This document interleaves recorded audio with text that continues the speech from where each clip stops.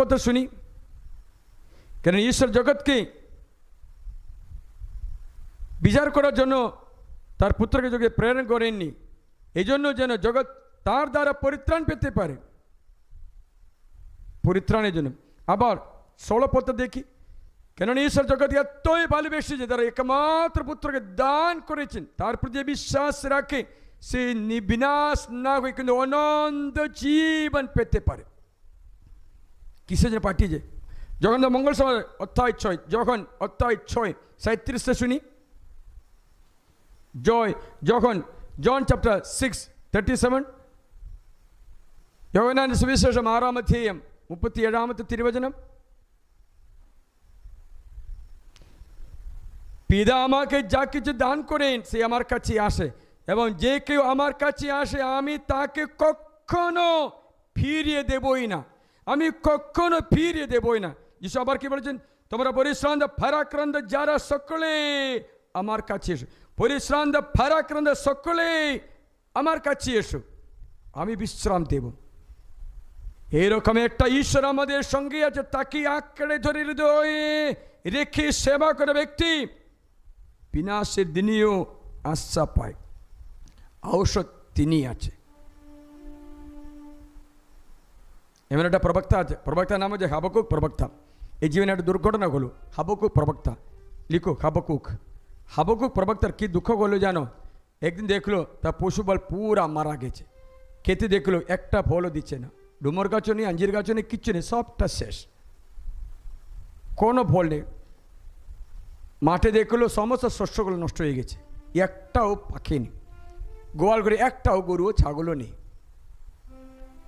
মানে হচ্ছে হঠাৎ সব কিছু চলে গেছে, কিন্তু হৃদয়ে প্রভু ছিল, হৃদয়ে প্রভু ছিল। সব কিছু চলে গেছে, জলপা গেছে, ফল দিচ্ছে না, খেতে খাতও দিচ্ছে না, গিরিতে মেষ বাল নেই, গোয়াল করে গরু নেই, সব কিছু শেষ। ডুমুর গাছে ফল নেই, আঙ্গুর গাছে ফল নেই, মানে হচ্ছে সব দিকে রাস্তা বন্ধ। আমরা করলে কি করব? আমরা এই বাইরে পরিস্থিতি দেখে আত্মহত্যা করব, নিরাশা হব, তাই না? কিন্তু হাবকুক প্রবক্তা কি বলেছে যেন? ഹബക്കൂക്ക് അധ്യായം 3 പദസംഖ്യ 17, 18, 19. ജീവിതത്തിലെല്ലാം നഷ്ടപ്പെട്ട ഒരു വ്യക്തിയുടെ വിലാപത്തിൻ്റെ ഒരു നിമിഷത്തിൽ അദ്ദേഹം പറയാൻ, ഞാൻ വിലപിക്കില്ല, ഞാൻ ആനന്ദിക്കുന്നു. എനിക്കെല്ലാം നഷ്ടപ്പെട്ടാലും എൻ്റെ ഉള്ളിൽ ദൈവം നഷ്ടപ്പെട്ടിട്ടില്ല, എൻ്റെ ഉള്ളിൽ യേശുവുണ്ട്.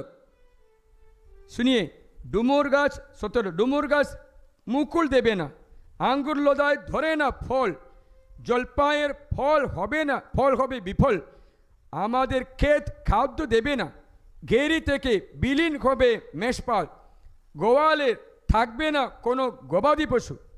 আমি কিন্তু প্রভুতে উল্লাস করব, আমার ত্রাতা পরমেশ্বরে মেতে উঠব। সব কিছু হারা হোক, আমি মেতে উঠব। পরমেশ্বর প্রভু আমার শক্তি, তিনি হরিণের মতোই দ্রুত করেন আমার পা, তিনি উচ্চ স্থানে আমাকে চালনা করবেন। দেখেছিলেন? পরমেশ্বর প্রভু আমার শক্তি, পরমেশ্বর প্রভু তিনি হরিণের মতোই দ্রুত করেন আমার পা, তিনি উচ্চ স্থানে আমাকে চালনা করেন। হালেলুয়া, শুনেছিলে? তাহলে কি ভয়?